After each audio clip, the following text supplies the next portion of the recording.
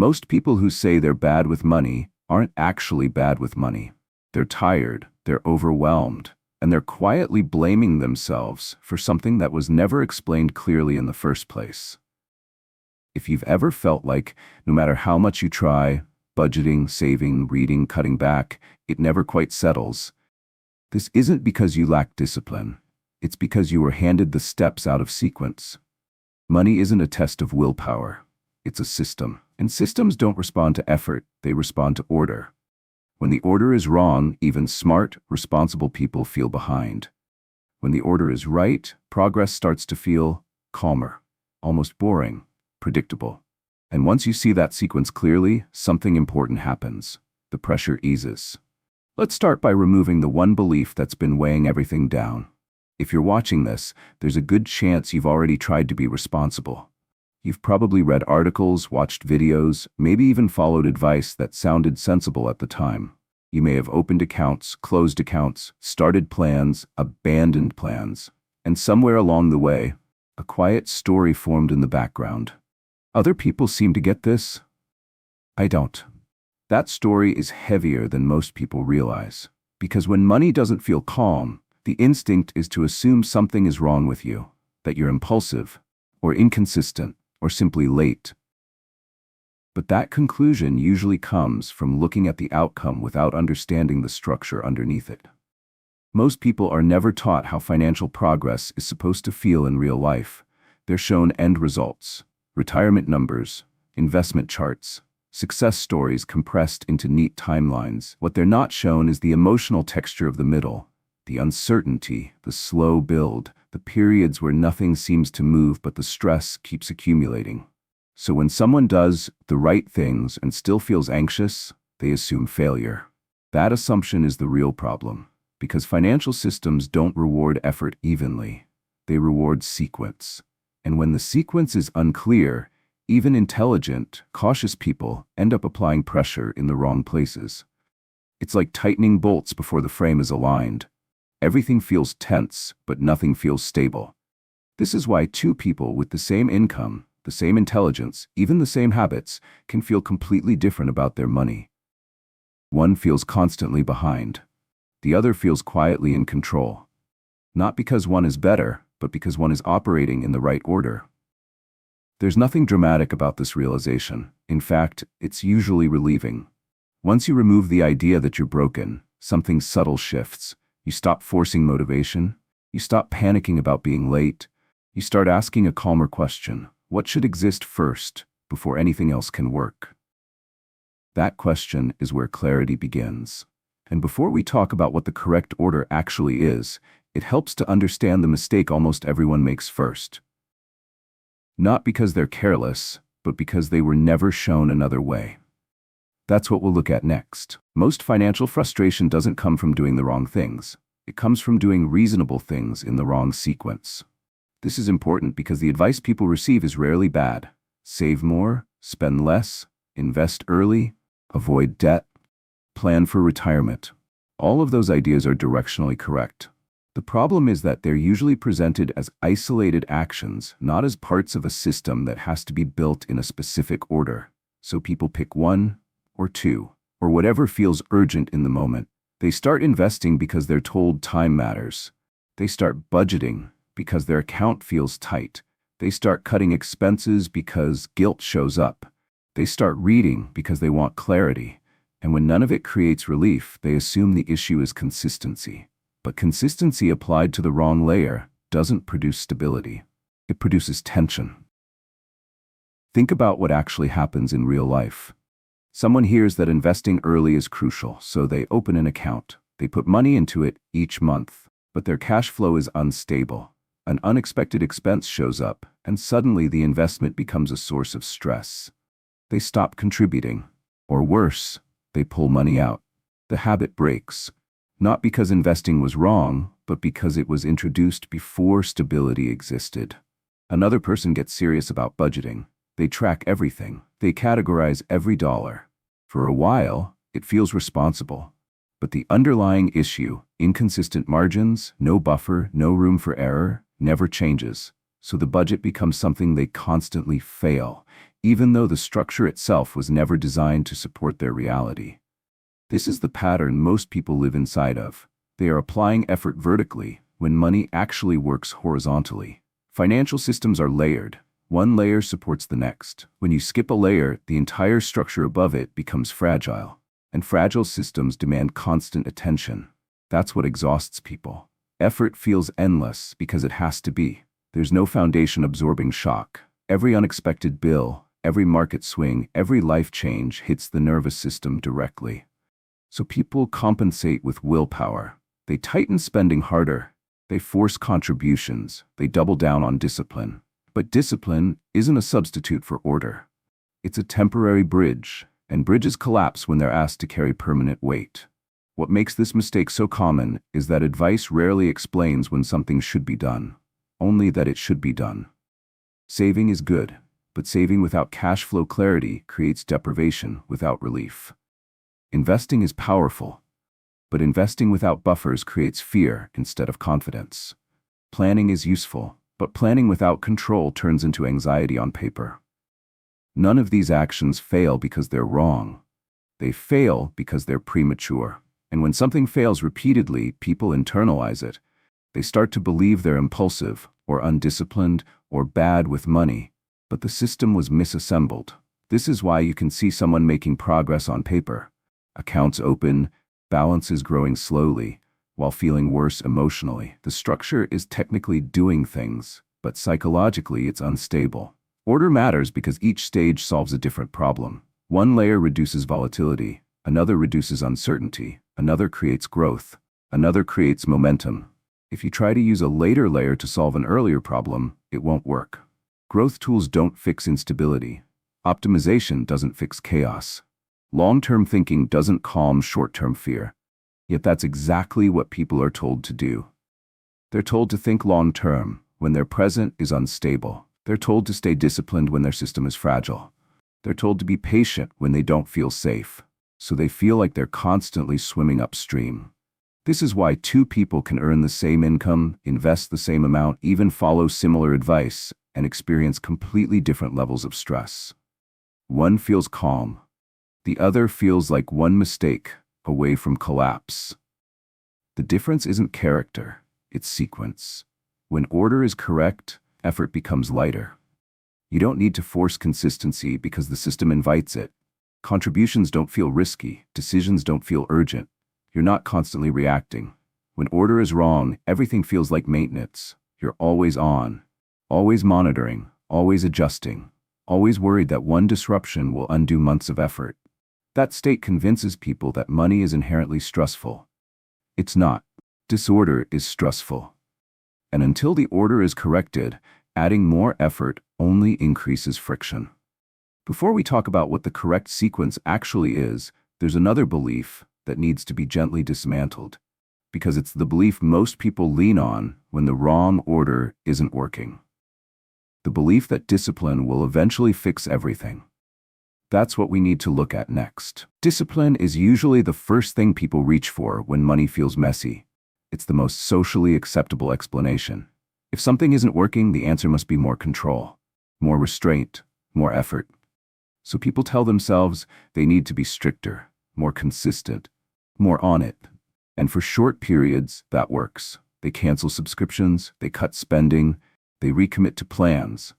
They feel a temporary sense of progress, not because the system has improved, but because attention has increased. But attention is expensive. It requires energy, focus, and emotional regulation. And when discipline is used as the primary driver of a financial system, it creates a quiet tax on the nervous system that most people don't notice until they're exhausted. The problem isn't that discipline is useless. It's that discipline is meant to be a support, not a foundation. A disciplined person inside a fragile system still feels unstable. A lightly disciplined person inside a well-ordered system often feels calm. That difference matters, because discipline is finite. It draws from the same mental resources you use to make decisions, manage stress, resist impulses, and show up for the rest of your life. When too much of that capacity is allocated to money, everything else gets thinner. This is where burnout quietly begins. People don't stop managing their finances because they don't care. They stop because the cost of constant vigilance becomes too high. Budgets are abandoned, contributions are paused, plans are delayed, and when that happens, the story returns. I just don't stick to things. But the real issue isn't stickiness, it's load. A system that requires you to think about it constantly is not stable, it's brittle. Discipline works best in environments that already reduce friction. That's why habits form more easily when the environment is supportive. That's why routines stick when they remove decisions instead of adding them. Money works the same way. When the order is wrong, discipline is used to compensate for missing structure. You're forcing behavior to cover for instability, and forced behavior always cracks under pressure. This is why motivation fades. Motivation isn't unreliable because people are lazy. It's unreliable because it's reactive. Motivation spikes when fear spikes, when urgency shows up, when comparison hits, when guilt creeps in. That's why people often get serious about money after a scare. A low balance, a missed opportunity, a milestone birthday, a sudden expense. They feel motivated, not calm, so they act quickly, they make changes, they commit. But fear-driven motivation doesn't last, because the moment the fear recedes, so does the energy. And when the system underneath hasn't changed, the cycle repeats. This is where discipline becomes a trap. People assume the solution is to try harder next time, to be more consistent, to finally become the kind of person who sticks to things. But what they're actually doing is blaming their temperament for a structural problem. Well-designed systems don't require constant self-control. They reduce the number of moments where self-control is needed at all. Think about the difference between holding something heavy with your arms versus setting it on a table. The arms get credit for strength, the table gets ignored, but the table is doing the real work. In financial terms, discipline is the arms. Structure is the table. When the table exists, you can relax your grip. When it doesn't, you're forced to hold everything up yourself. This is why people who appear naturally good with money often aren't more disciplined. They're just operating inside systems that were built in the right order. Sometimes accidentally, sometimes through guidance, sometimes through circumstance. They're not thinking about money all the time. They're not white-knuckling their behavior. They're not constantly negotiating with themselves. They've removed decisions before decisions could drain them. This also explains why discipline fails under stress. When life is calm, discipline is easier. When life gets chaotic, illness, family issues, job changes, discipline collapses. And that collapse feels personal. People tell themselves they lost momentum, that they fell off, that they ruined their progress. But progress that disappears under stress was never stable to begin with. A stable system absorbs stress. A discipline-based system amplifies it. That amplification creates anxiety loops. You miss one contribution, so you feel behind. Feeling behind increases urgency. Urgency leads to rushed decisions. Rushed decisions increase mistakes. Mistakes reinforce self-blame. The system becomes emotionally loud. This is where people start consuming more content, reading more advice, looking for the trick that will finally make them disciplined enough. But no trick can replace order, and no amount of willpower can permanently hold together a system that's assembled incorrectly.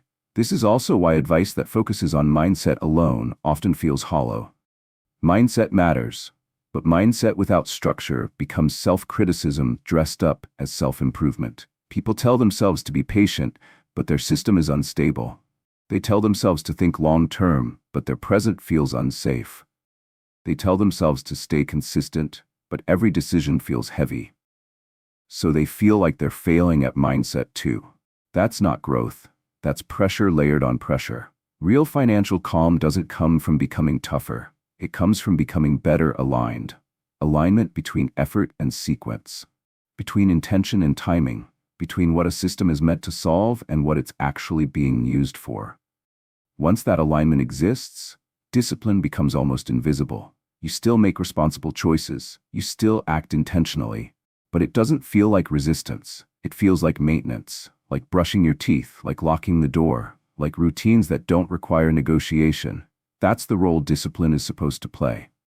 Quiet, supportive, secondary. When discipline is primary, it's a warning sign. It means something underneath isn't carrying its share of the load. And when people ignore that signal, they pay for it emotionally. They become tense around money, hyper-aware, always checking, always worrying about whether they're doing enough. This constant vigilance is mistaken for responsibility, but responsibility that erodes peace isn't sustainable. The goal isn't to become someone who can tolerate financial stress indefinitely. The goal is to build a system that gradually makes stress unnecessary. And that can't happen until the order is corrected. Before we look at what that order actually is, it's important to understand the cost of living in the wrong one, not just financially, but psychologically. Because the damage doesn't show up on statements. It shows up in how people think, sleep, and relate to the future. That's what we need to talk about next. When people talk about money problems, they usually talk about numbers, balances, debt, income, returns. What they rarely talk about is the psychological environment those numbers create. Because the real cost of doing things in the wrong order isn't just slower progress, it's the constant mental noise that follows you through the day. The background tension. The sense that something is always unresolved. This is where financial stress actually lives. Not in the spreadsheet, but in the nervous system. When the order is wrong, money stops being a tool and starts being a source of ongoing threat assessment. You're not calmly managing a system, you're scanning for danger. And that state has consequences. One of the first is decision fatigue. When there's no stable base, every financial choice feels loaded. Small decisions don't stay small. A purchase isn't just a purchase, it's a question about whether you're being irresponsible. A bill isn't just a bill, it's a reminder that things are fragile. Even saving money doesn't feel good because you don't know what it's protecting you from. So your brain stays active. You replay decisions after they're made. You second-guess yourself. You delay choices because they feel heavy. Over time, this creates avoidance. Not because you don't care, but because your mind associates money with discomfort. That's when people stop opening statements. They stop checking accounts, they delay planning, and that avoidance deepens the anxiety. Because uncertainty grows when attention disappears. This is one of the cruel feedback loops of the wrong order. The system creates stress. Stress leads to avoidance. Avoidance creates more uncertainty. Uncertainty increases stress. At no point does this loop require irresponsibility. It only requires instability. Another cost is self-blame. When effort doesn't produce relief, people look inward. They assume the issue is character-based, that they're impulsive or careless or behind. And because money is culturally tied to competence, that belief doesn't stay contained. It leaks. People start questioning their judgment more broadly. They feel less confident making decisions, even outside finances. They hesitate longer. That hesitation compounds. Confidence isn't just about knowing what to do. It's about trusting that your actions lead to predictable outcomes. When money feels unpredictable, that trust erodes. You start to feel like you're reacting to life instead of directing it. And that feeling is exhausting. Sleep is often the next thing affected. Not dramatically at first, just subtly. You fall asleep thinking about what you should be doing differently. You wake up with a low-level sense of urgency. Your mind rehearses scenarios, expenses, timelines, what-ifs. This isn't panic, it's vigilance. Your brain believes something important isn't secure yet, so it keeps checking. Over months or years, this vigilance becomes normal. People forget what calm actually feels like. They assume that a little financial anxiety is just part of adulthood, but it isn't. It's a signal. Another cost is distorted perception of progress. When the order is wrong, progress doesn't feel like progress. It feels like maintenance at best, failure at worst. You might be improving objectively, saving more than before, earning more than before, but emotionally, nothing settles. The relief you expected never arrives, so you move the goalposts. You tell yourself you'll feel better once you hit the next number, or once the debt is gone, or once the account looks different. But when you reach those milestones, the feeling doesn't change much. The anxiety just attaches to a new threshold. This creates a quiet sense of futility. People start to believe that no amount of progress will ever feel like enough. That security is always one step away. And that belief is devastating because it removes the reward from effort. Why stay consistent if consistency never produces peace? This is where resentment can creep in. Not always outwardly, often inwardly. People resent their income. They resent their past decisions. They resent advice that made things feel harder instead of easier. They might even resent themselves for caring so much. That resentment isn't obvious, but it shapes behavior. It makes money feel adversarial, like something that has to be fought instead of managed. And when something feels like an enemy, people oscillate between control and avoidance. They clamp down, strict budgets, strict self-talk. Then they rebel, spending to relieve pressure, ignoring plans, checking out. Neither state is calm. Both are reactive. This oscillation is another hidden cost of the wrong order. Because without a stable foundation, people swing between extremes. Too tight, too loose, never balanced. Balance only exists when the base is secure. Another psychological cost is chronic comparison. When you don't feel grounded, you look outward for benchmarks. You compare yourself to friends, coworkers, online narratives. You notice who seems ahead, who bought something, who invested earlier, who looks relaxed. And because you're already uneasy, those comparisons sting more than they should. You don't just think they're ahead, you think I'm late. That sense of lateness creates urgency. Urgency is the enemy of good sequencing. When people feel late, they skip steps.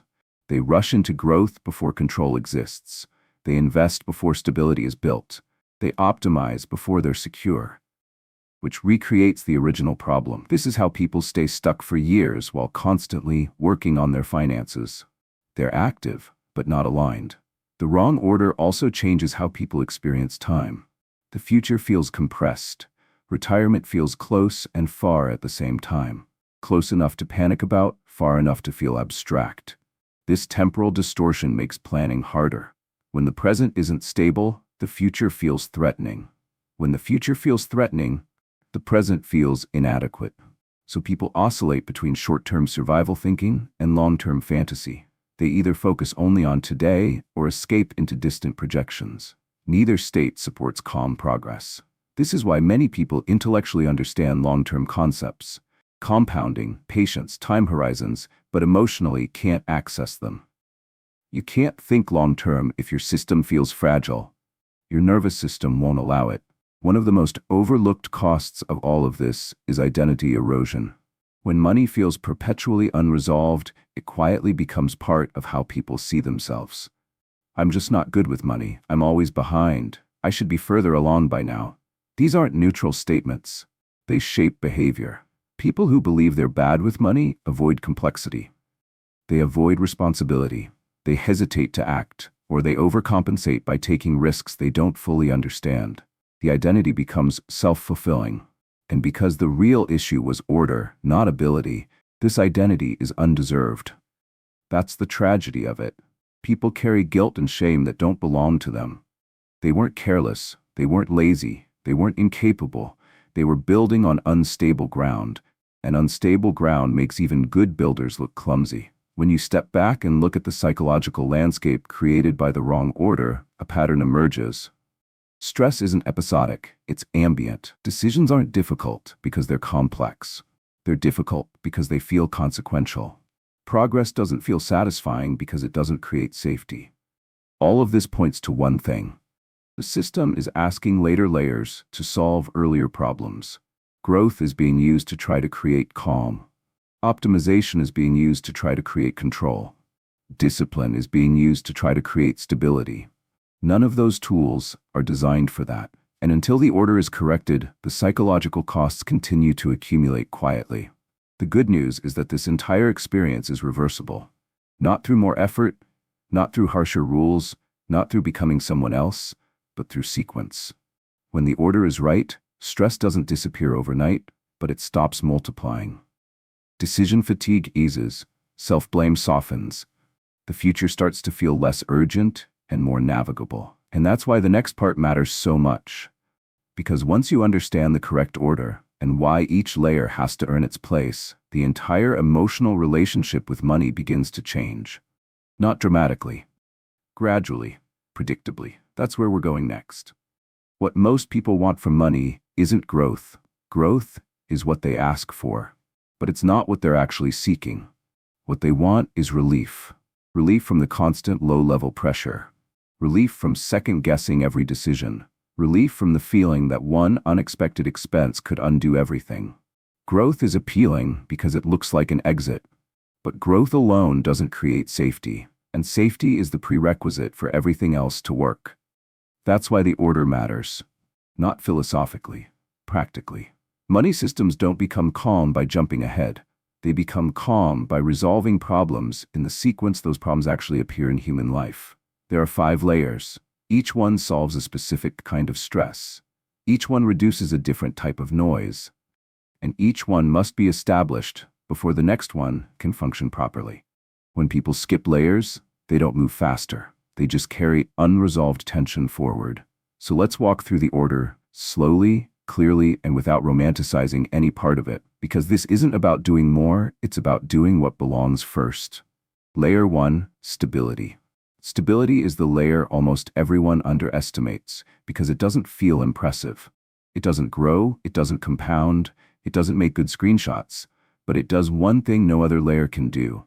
It absorbs shock. Stability is what keeps normal life from turning into a financial emergency. Most people think stability means having savings. That's part of it, but it's not the core. Stability is about predictability. It's about knowing that the next month will not feel materially different from this one, unless you choose for it to. Without stability, your financial system is reactive. Every surprise becomes a decision point. Every decision point becomes a stressor. Stability removes urgency. This layer is earned by aligning 3 things: your income timing, your fixed obligations, your basic buffer. If any one of these is misaligned, the system leaks stress.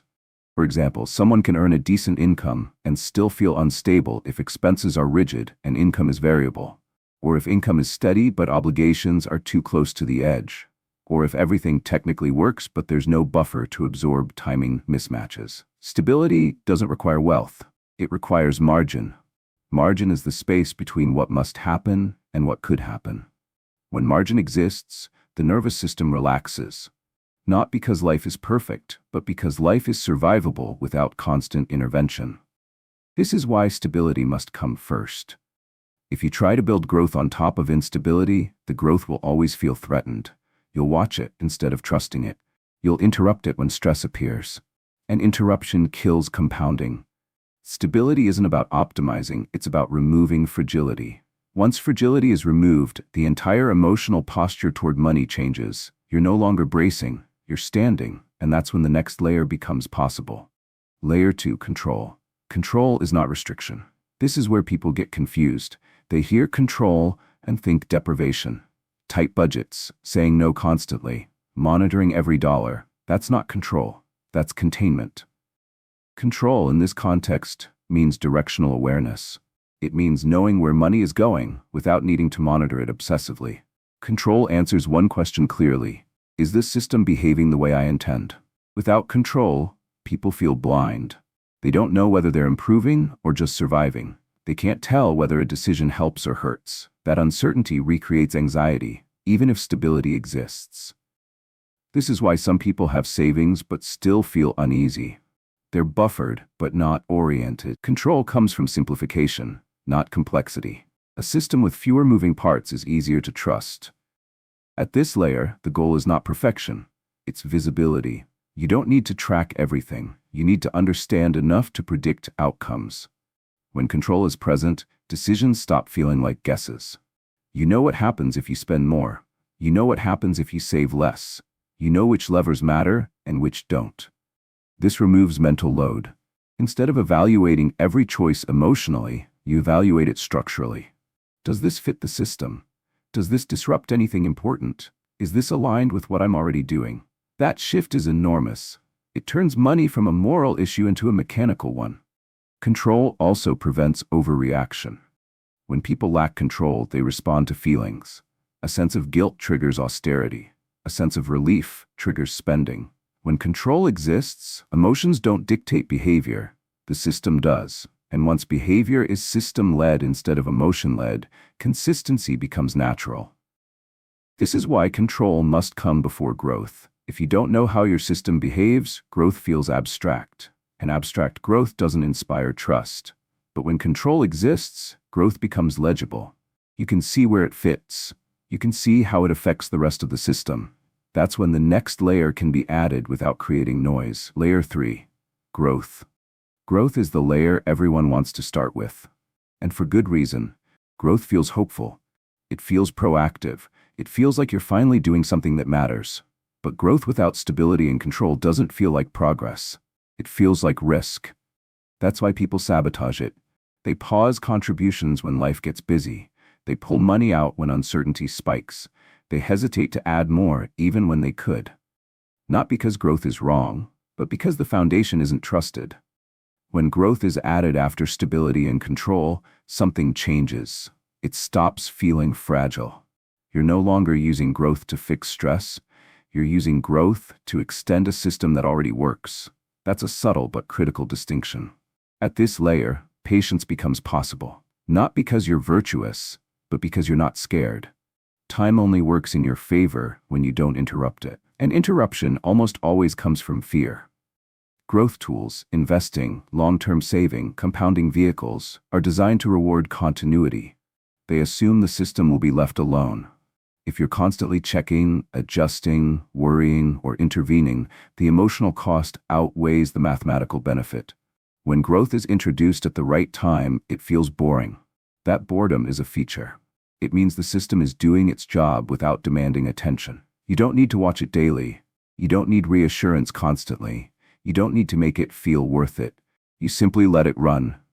This is when people finally experience what others describe when they say money feels easier after a certain point. It's not the number, it's the absence of interference.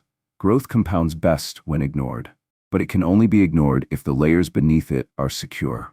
Layer 4. Momentum. Momentum is where progress becomes emotionally noticeable. Not because life suddenly changes, but because effort starts to decline while results continue. Momentum is not acceleration, it's continuity. It's the point where habits no longer require reinforcement, where systems don't require explanation. You don't think about starting, you think about maintaining. This is also where identity shifts. You stop seeing yourself as someone trying to get better with money. You start seeing yourself as someone whose system works. That identity change reduces friction further. You're less tempted to disrupt the system because it feels like yours, not something you're testing, but something you inhabit. Momentum also changes how setbacks are experienced. A setback no longer feels like failure, it feels like noise, because the system doesn't depend on perfect execution.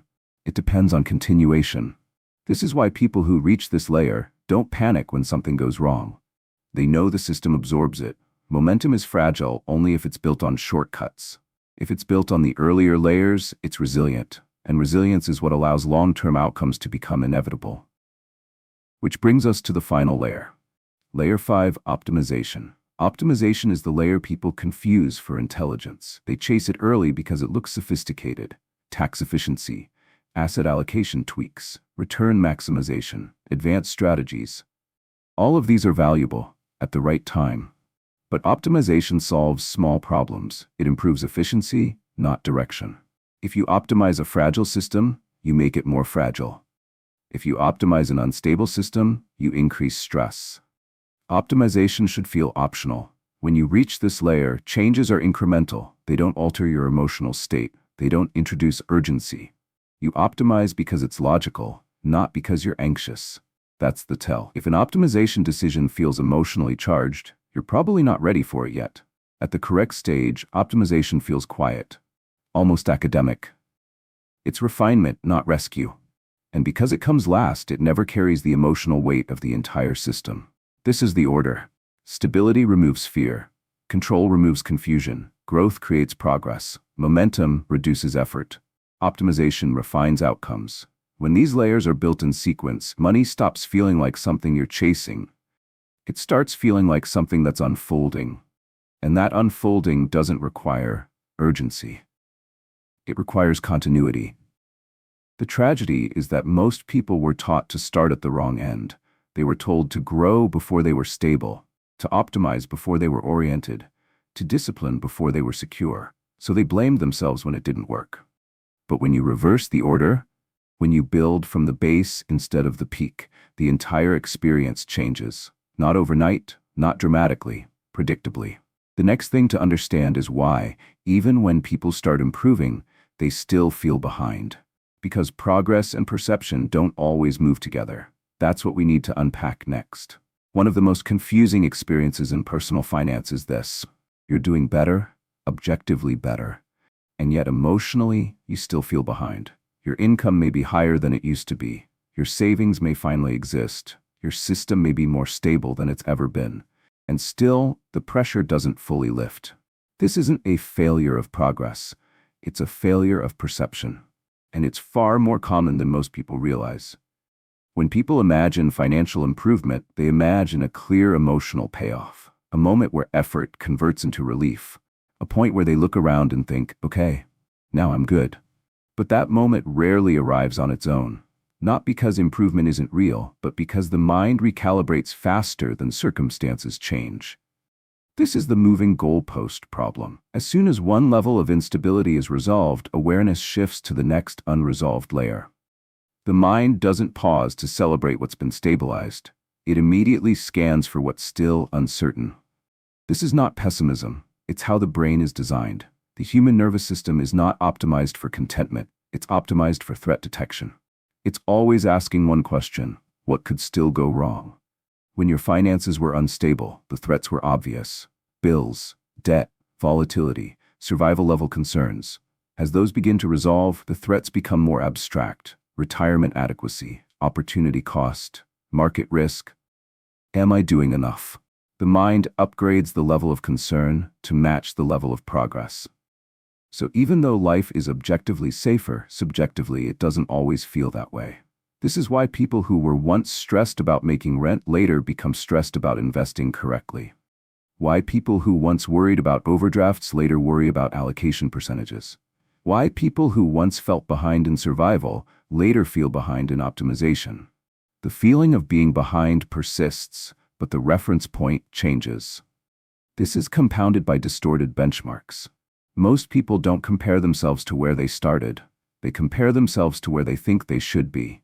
And should is rarely grounded in reality. It's shaped by averages, narratives, and highlights, by articles that compress decades into paragraphs, by stories that skip the middle, by charts that assume smooth progress. So someone who has built real stability looks around and sees others who appear further along and concludes that their own progress doesn't count yet. But further along is almost always misinterpreted. People compare their behind-the-scenes reality to someone else's visible outcomes. They see the investment account, not the family support. They see the house, not the timing advantage. They see the number, not the sequence that made it possible. This creates a sense of lateness that isn't grounded in facts. It's grounded in incomplete information. Another reason this feeling persists is that financial progress is asymmetrical. The early stages require more emotional energy than the later ones. Stabilizing finances is mentally exhausting. You're making trade-offs, building buffers, learning systems, resisting panic. But the visible rewards are small at first. Later stages require less emotional energy, but the visible outcomes accelerate. So when someone is in the early to middle phase, where effort is high and visible reward is modest, it feels like they're falling behind, even though they're laying the groundwork for disproportionate future gains. This phase mismatch distorts perception. People assume effort and reward should scale together. When they don't, something feels wrong. So they assume they're inefficient, or slow, or missing something. In reality, they're just early in the curve. There's also a deeper psychological reason this feeling lingers: identity lag. Your external situation can change faster than your internal identity. Someone who spent years feeling financially behind doesn't suddenly feel ahead just because the system improves. The identity of catching up persists long after the facts change. The mind needs repetition and time to update its self-image. So even when your system is working, part of you is still bracing, still scanning, still waiting for the old stress to return. This creates a strange emotional contradiction. On paper, things are better. Internally, the vigilance remains. People interpret this as evidence that something is still wrong, but often, it's just residue. A nervous system that learned to stay alert doesn't immediately stand down just because conditions improved. It needs proof over time. Consistency is what retrains it. This is why calm often arrives later than progress. Another factor is cultural distortion. In the United States especially, financial narratives are extreme. You're either struggling or crushing it. There's very little language for stable, boring progress. So people in the middle, which is where most real progress happens, feel invisible. They don't see themselves reflected in stories. They don't hear their stage normalized. So they assume the middle is a failure state, not a transition. That assumption fuels impatience. Impatience leads people to skip layers again. They push growth harder. They chase returns. They optimize prematurely. And that reintroduces stress, even though the system was improving. This is one of the most painful traps. People undo calm in pursuit of feeling caught up. But there is no universal caught up point. There's only alignment between your system and your life. When people say they feel behind, what they usually mean is, my expectations are running ahead of my system, and expectations are influenced by distorted timelines. Most financial benchmarks are presented as if they're linear. By this age you should have X, by this point you should be here. But real life isn't linear. Careers ramp unevenly. Families change priorities, health intervenes, opportunities appear late, setbacks arrive early. Sequence matters more than timing. Someone who stabilizes at 45 and grows consistently for 20 years can end up in a better position, emotionally and financially, than someone who rushed growth at 25 and spent decades managing fragility. But culturally, that story is rarely told. So people who start later feel defective. They feel like they missed their chance, like they're permanently behind schedule. That belief creates panic, and panic wastes time. Because panic pushes people into decisions that interrupt continuity. They abandon boring systems for exciting ones. They increase risk to compensate for perceived lateness. They lose patience with structures that actually work. All of this delays the very outcome they want. Feeling behind is often not a signal to accelerate. It's a signal to re-anchor expectations to reality, to re-anchor identity to current facts, to re-anchor progress to the correct reference point.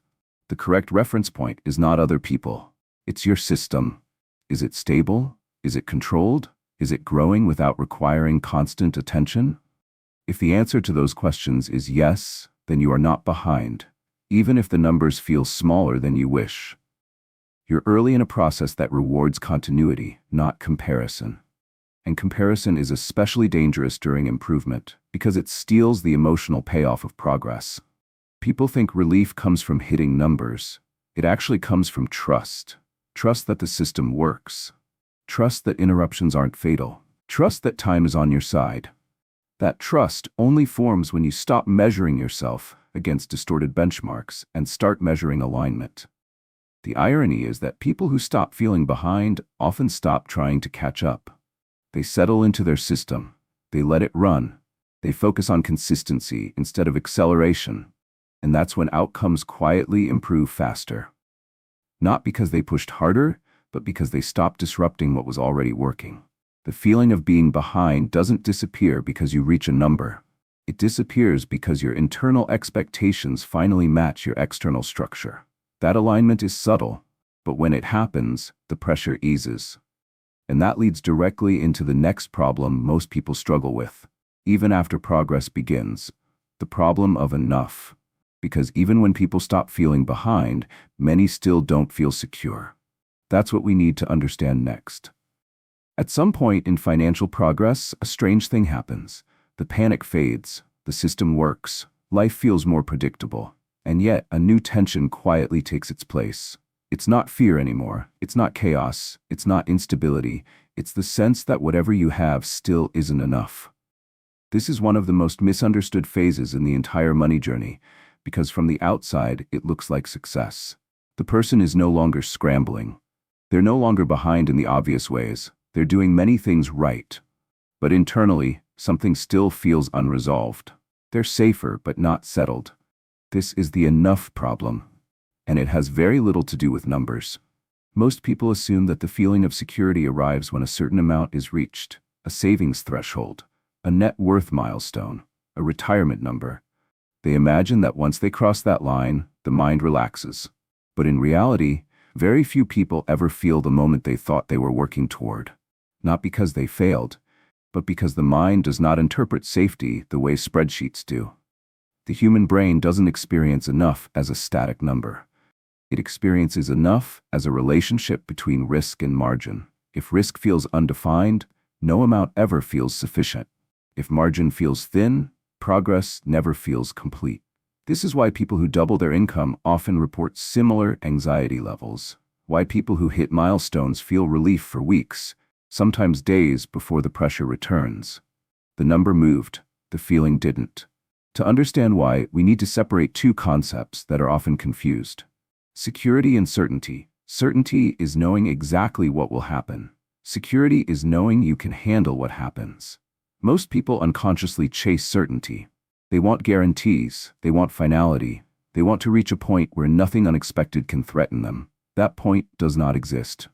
Life is variable by design. Health changes, markets change, families change, priorities shift. So when people seek certainty, they unknowingly sign up for permanent dissatisfaction, because the target is unreachable. Security, on the other hand, is achievable. Security isn't about eliminating uncertainty, it's about reducing its impact. When your system can absorb surprises without emotional escalation, the mind relaxes. Not because everything is known, but because everything is manageable. The enough problem appears when people reach stability and growth, but never consciously define what security actually means for them. So the system keeps running, but the mind doesn't know when to stop pushing. This creates a subtle form of pressure. Not urgent, not panicked, but constant. It shows up as restlessness. You keep checking numbers even though nothing is wrong. You keep thinking about optimization even though it doesn't change your life. You keep feeling like you should be doing more without knowing what more is for. This is not ambition. It's ambiguity. When enough is undefined, effort has no natural endpoint. So the system never fully settles. People mistake this for drive. They tell themselves they're just motivated, just forward thinking, just being responsible. But beneath it is often unresolved anxiety, not about survival, but about adequacy. Am I doing enough? Am I saving enough? Am I growing enough? Enough relative to what? That's the missing piece. Most people inherit vague definitions of enough from culture. Enough means more than average. Enough means what successful people have. Enough means what articles recommend. None of these are personal. None are grounded in lived experience. So even when life is stable, the mind keeps referencing external benchmarks. And external benchmarks always move. There's always someone earning more. There's always a higher target. There's always another strategy, which means the feeling of adequacy is permanently postponed. This is why more doesn't fix anxiety. More money increases capacity, but it doesn't automatically resolve uncertainty. In fact, it can introduce new forms of it. Larger systems have more complexity, more decisions, more exposure. If the relationship with enough is unclear, complexity reactivates vigilance. People assume that wealthy people don't worry. Many do, just about different things, because the underlying question was never answered.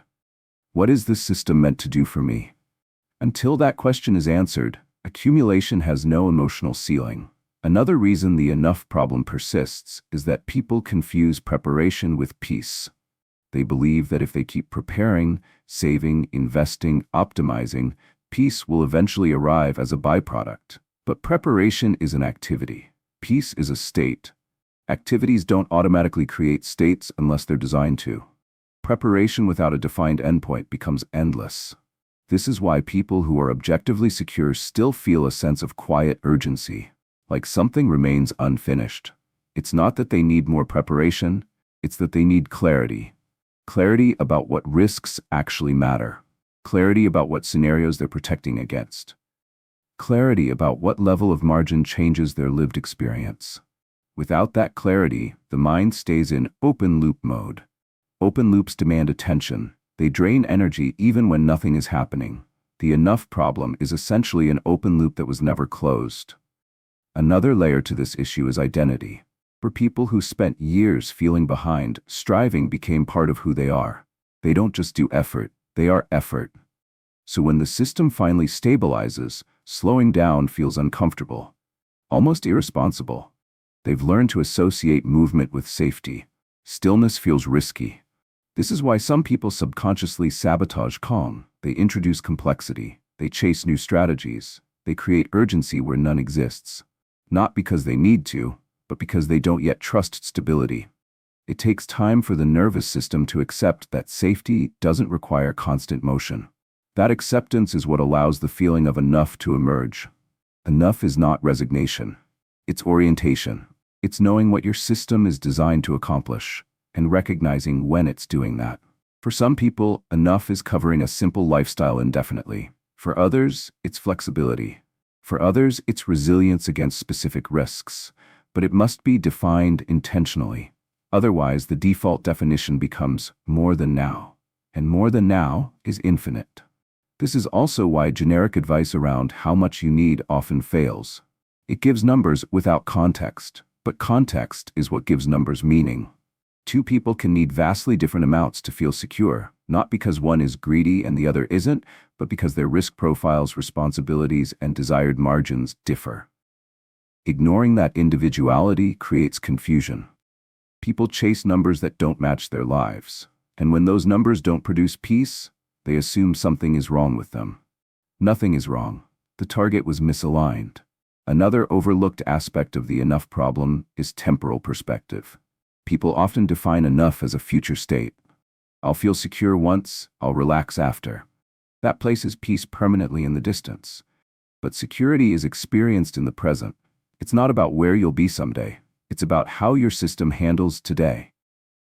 A system that produces calm today repeatedly trains the mind to trust tomorrow.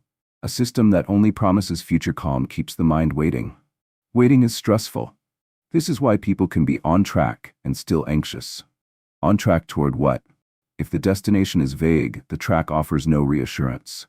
Defining enough anchors the journey. It turns progress into confirmation instead of anticipation. This doesn't mean you stop growing. It means growth stops carrying the emotional burden of security.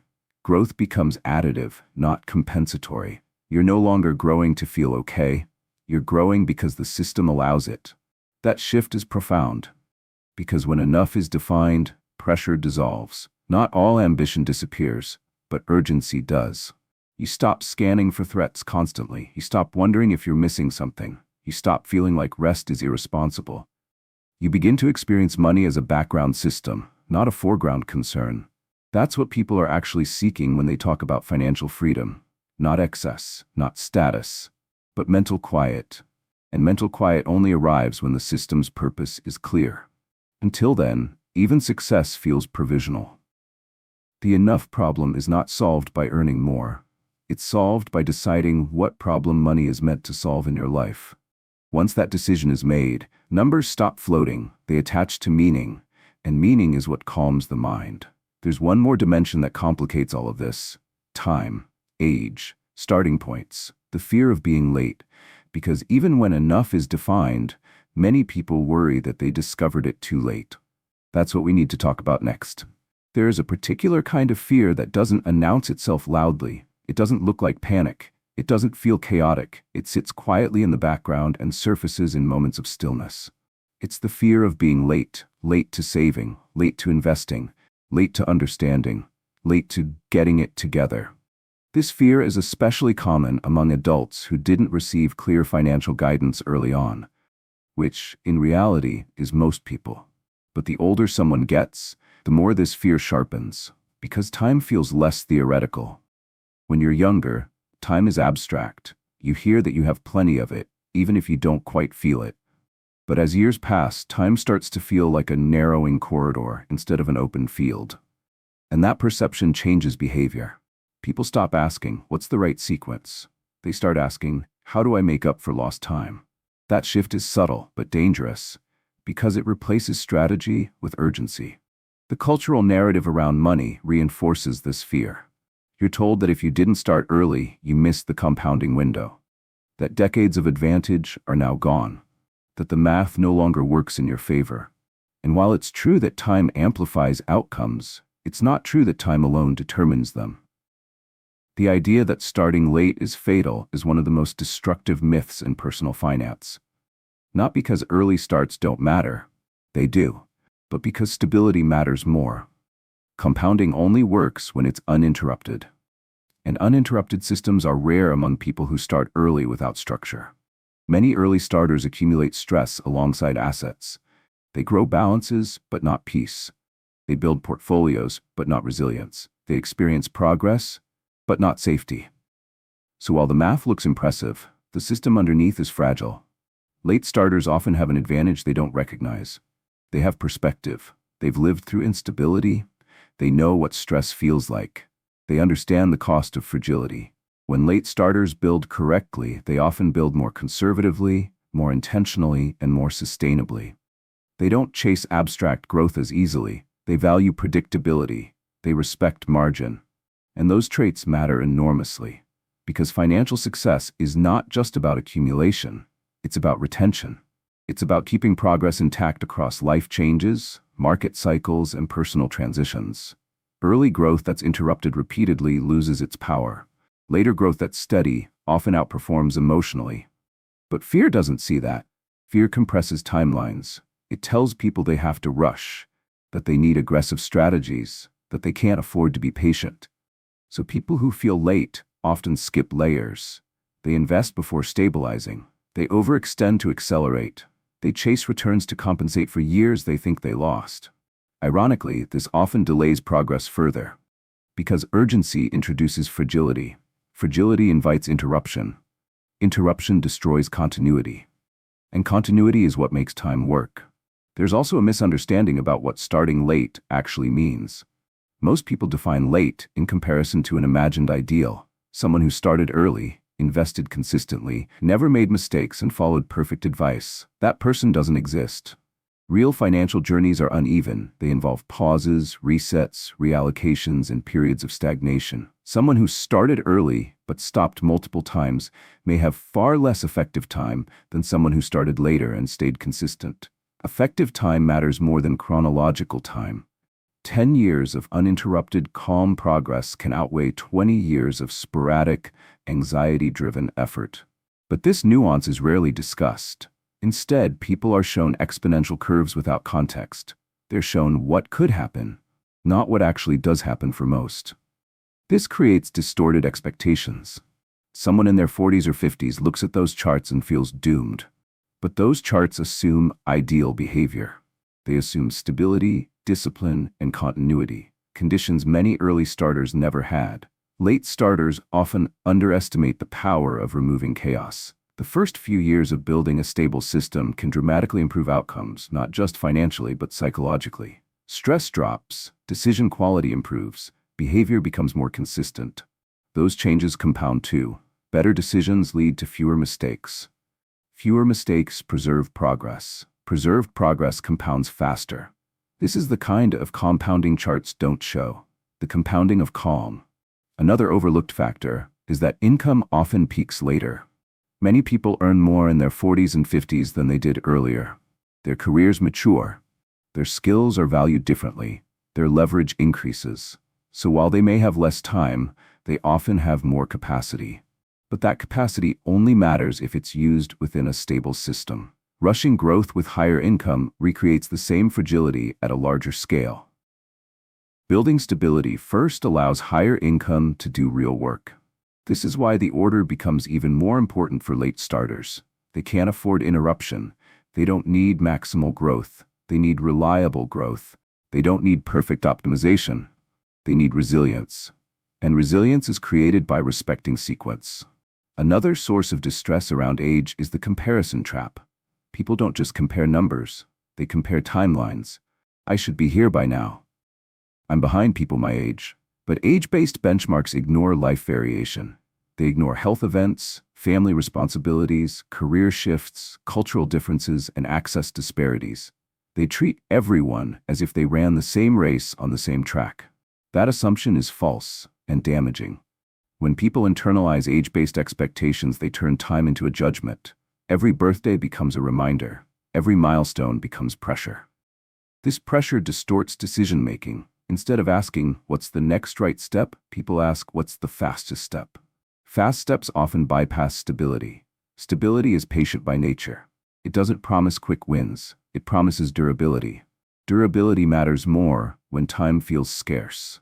Because durable systems don't need constant correction. They don't demand heroic effort. They simply continue. And continuation is the most valuable asset a late starter has. There's also a psychological release that comes from accepting a late start, not as a failure, but as a constraint.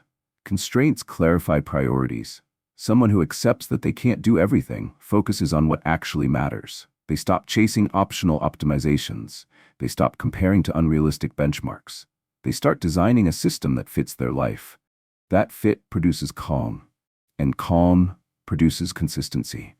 This is why panic wastes years. Not because panic is emotional, but because it causes misalignment. People in panic make decisions that don't match their reality. They choose strategies that require emotional stamina they don't have. They burn out, they stop, they restart. Each restart resets momentum.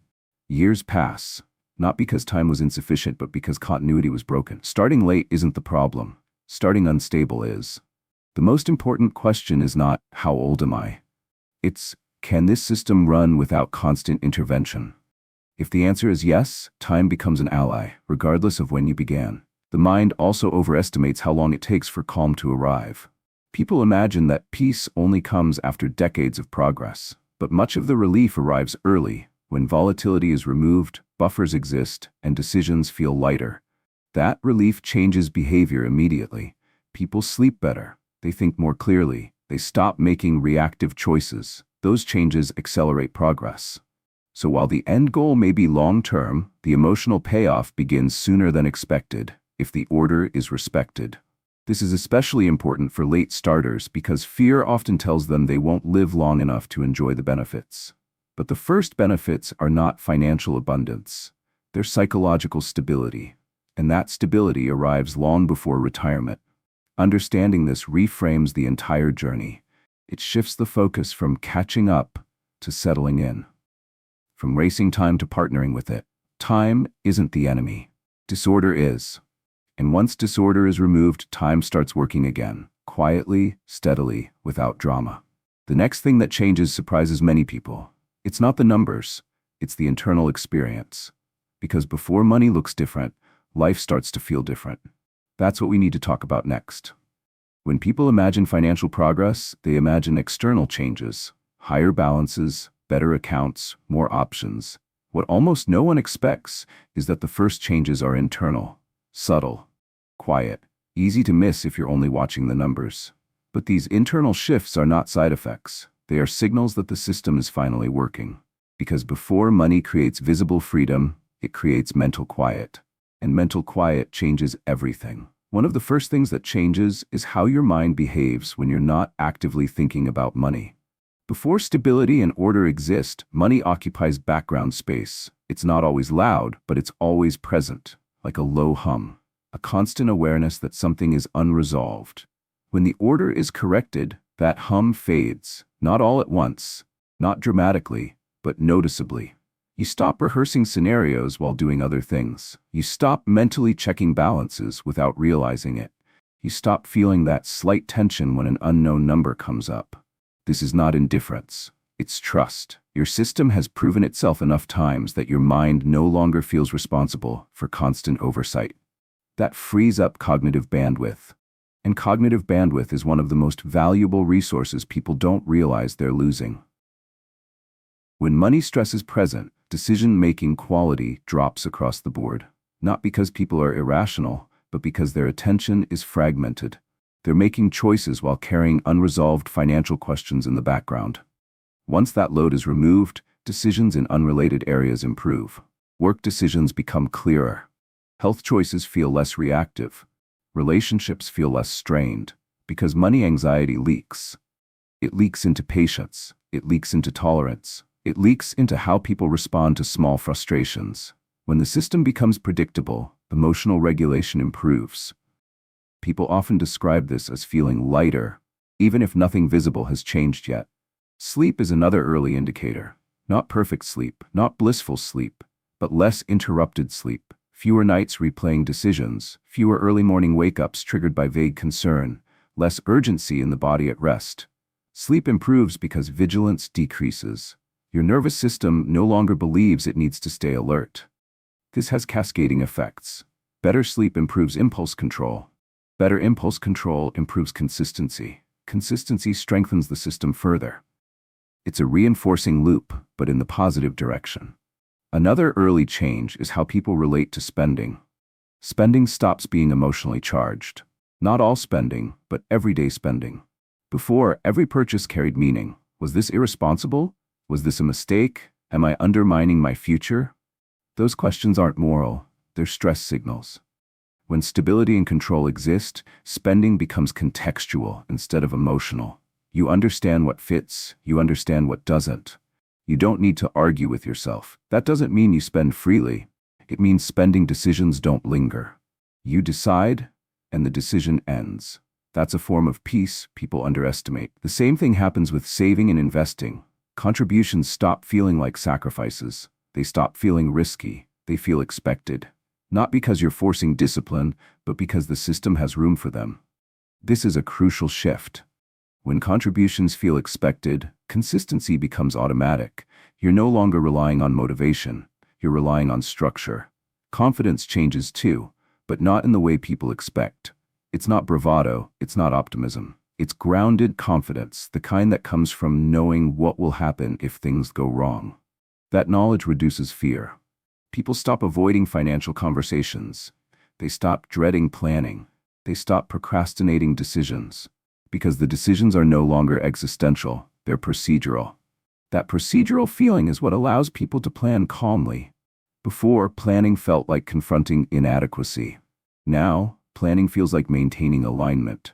This is when people often notice a shift in their posture toward the future.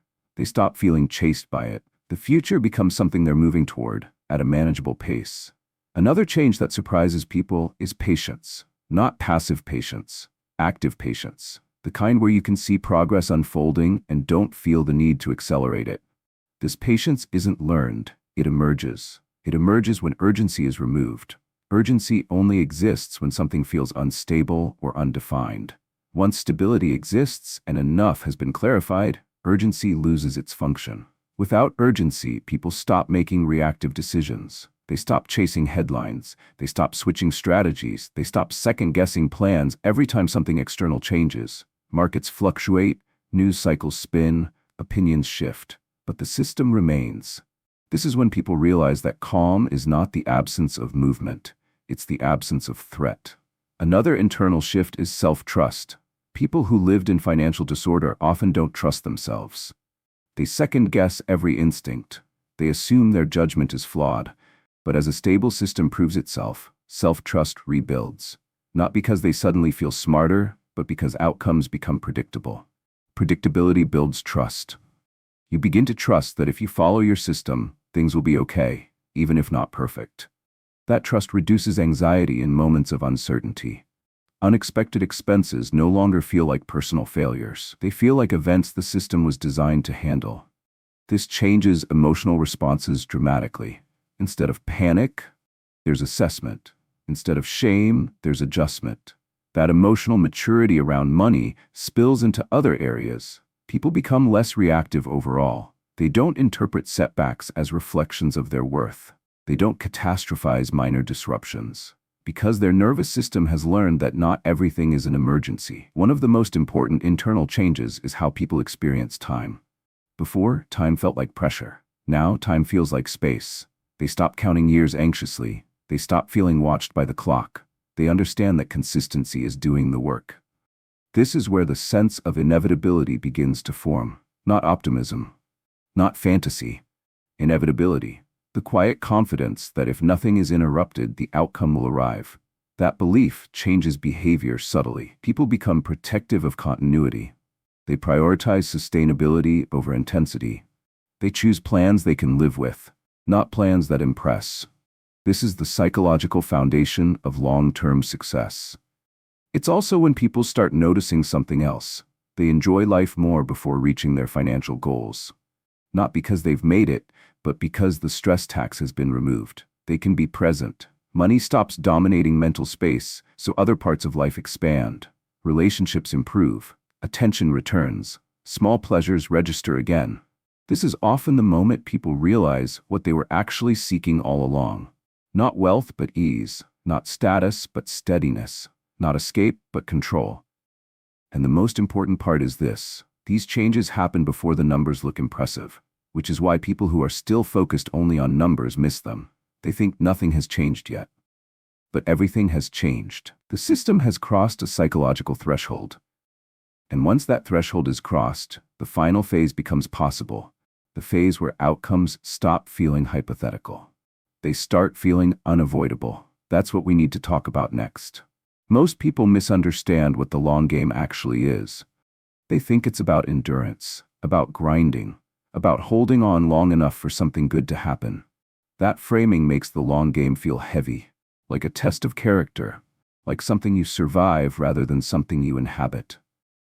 But the long game isn't about intensity. It's about non-interruption. That distinction matters more than almost anything else in personal finance. Because outcomes don't become inevitable when effort is high. They become inevitable when interruption is low. This is where everything we've talked about converges.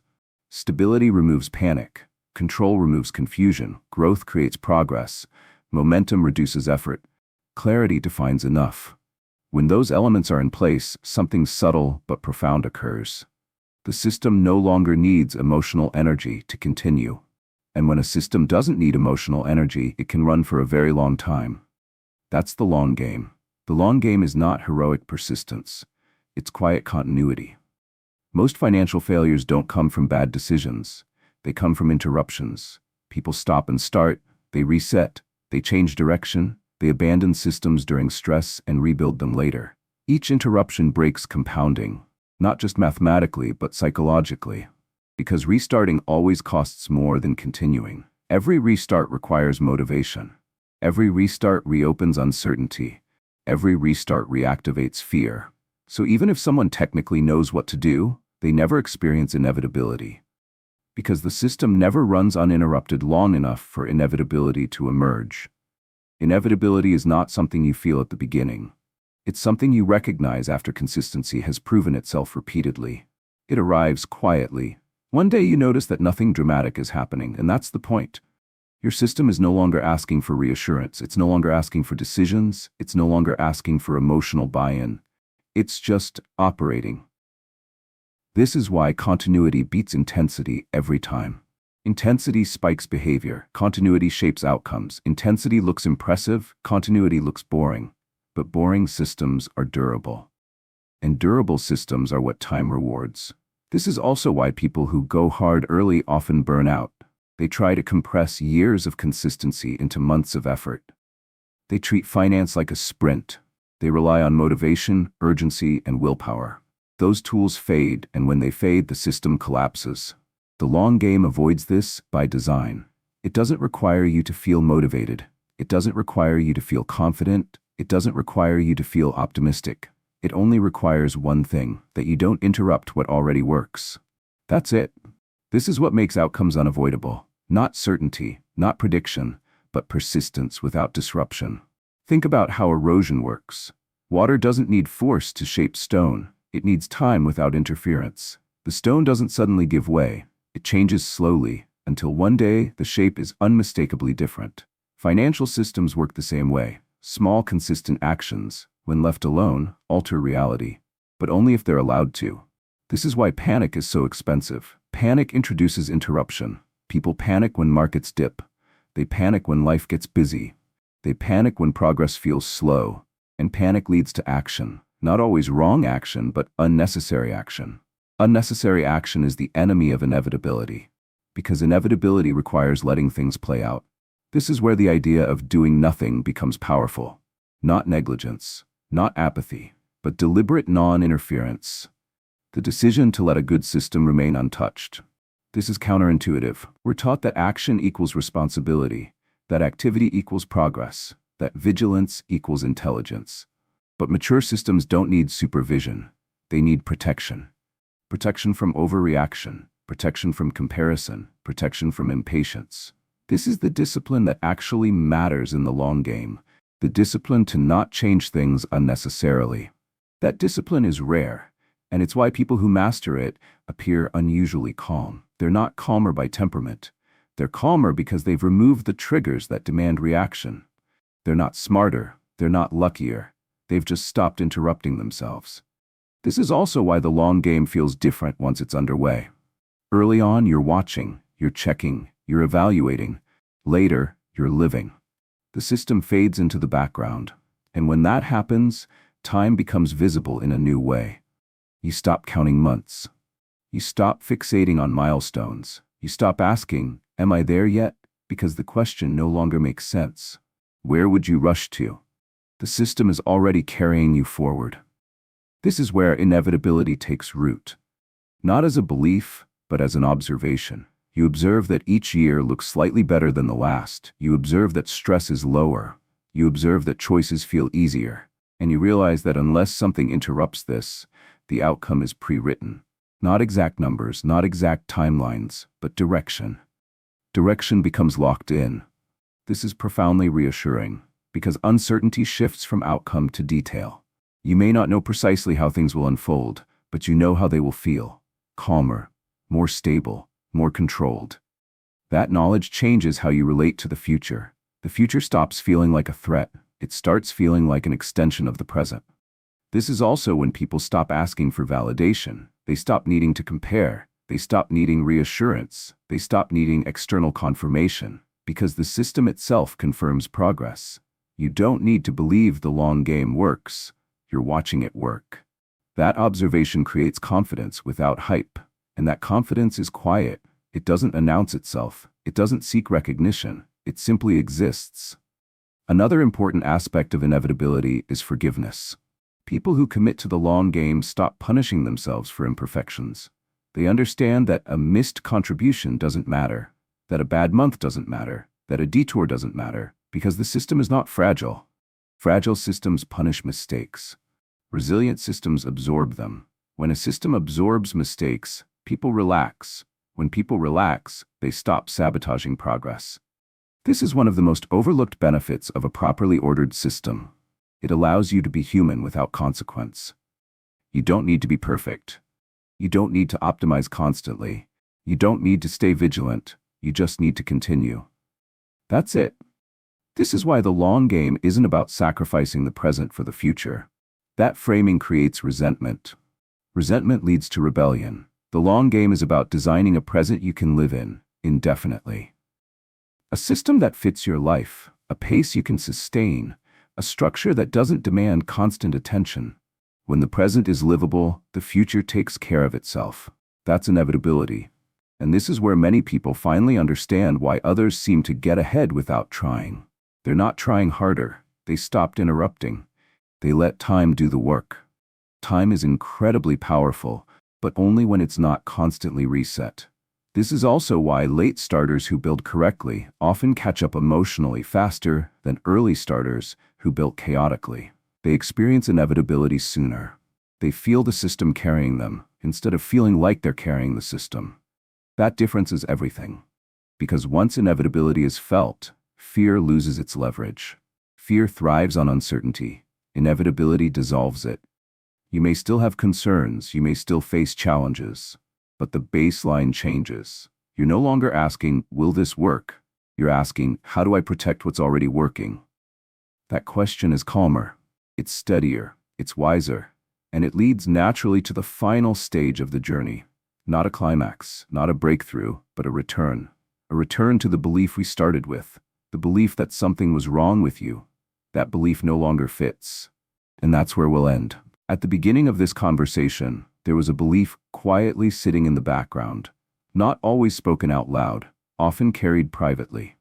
The belief that something about you was the problem, that you were bad with money, that you lacked discipline, that if you were smarter, more focused, or more motivated, things would have worked by now. That belief feels logical when progress has been stressful. It feels earned when effort hasn't brought relief, but it was never accurate. What you've seen slowly, layer by layer, is that effort was never the missing ingredient. Order was.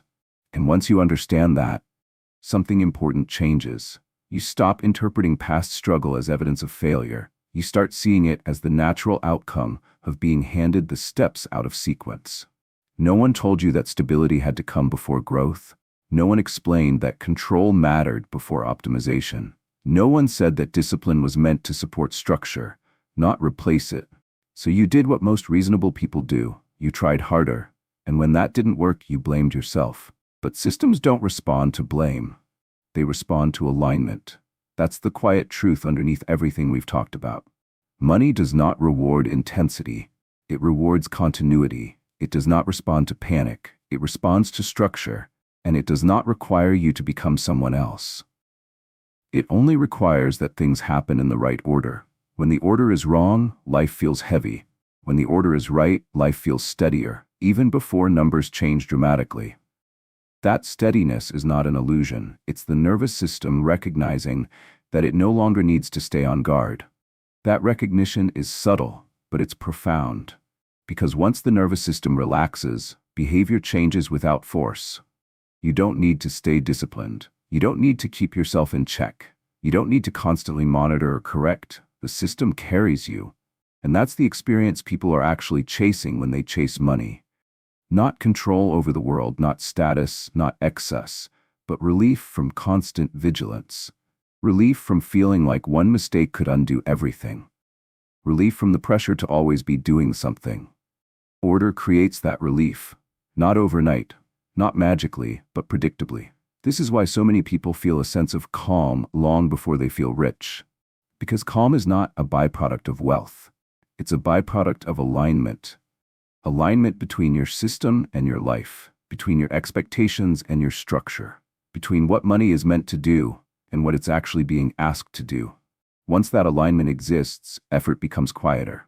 You still act responsibly, you still make intentional choices. But those choices don't carry emotional weight. They don't linger, they don't define you, they're just maintenance. And maintenance doesn't require identity. It requires presence. That's what makes this sustainable. This is also why the idea of being late loses its grip. Time stops feeling like a judgment. It starts feeling like a collaborator. Not because you suddenly have more of it, but because you're no longer wasting it fighting disorder. You're letting it work. And time is very good at working when it's not interrupted. The most important shift happens quietly. You stop asking, am I doing enough? And start asking, is this system still aligned? That question is gentler. It's more grounded. It leads to fewer unnecessary changes. Fewer unnecessary changes preserve continuity. Continuity creates inevitability, and inevitability removes fear, not because nothing can go wrong, but because wrong no longer feels catastrophic. The system absorbs it. This is what people mean when they say money stops being stressful. Not that it disappears as a concern, but that it stops dominating mental space. It moves to the background, where it belongs. So if there's one thing to carry forward from all of this, it's not a tactic, it's a reframe. You were never bad with money, you were doing reasonable things in the wrong order. And once the order is corrected, everything else becomes simpler. Not easier in a motivational sense. Easier in a structural one. The pressure eases, the noise fades, the system runs. And when the system runs, you don't need to rush it, you just need to not interrupt it. That's where calm lives. That's where progress becomes steady. And that's where the future stops feeling like something you're chasing and starts feeling like something you're already moving toward. Quietly, predictably, in the right order.